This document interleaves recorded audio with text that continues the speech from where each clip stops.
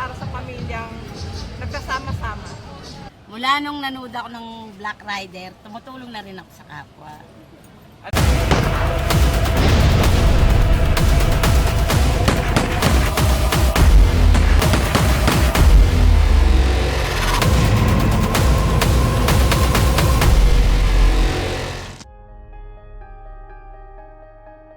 Mula nung nanood ako ng Black Rider, tumutulong na rin ako sa kapwa. Eh, araw-araw pinanonood ko yun tuwing pag-uwi ko. Kahit minsan replay, lang alas 10, pinanonood yun. Maganda po siya panoorin, nakakalimutan talaga. Pag-uwi ko po galing sa trabaho, pag nalalamog, kung habang kumakain ako, nanonood ako nun. Taas ng balita eh. Nanonood ka agad ako eh.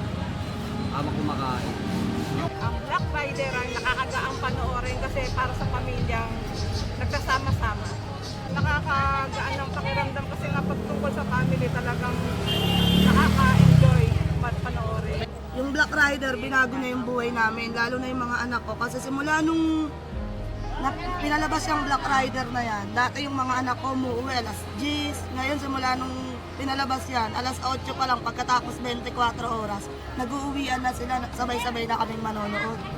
Gusto na namin sabihin sa inyo na hindi po kami tatagal ng ganito kundi po dahil sa inyo. Kaya maraming salamat. Mahal po namin kayo. Hanggang sa muli natin pagkikita. Paalam.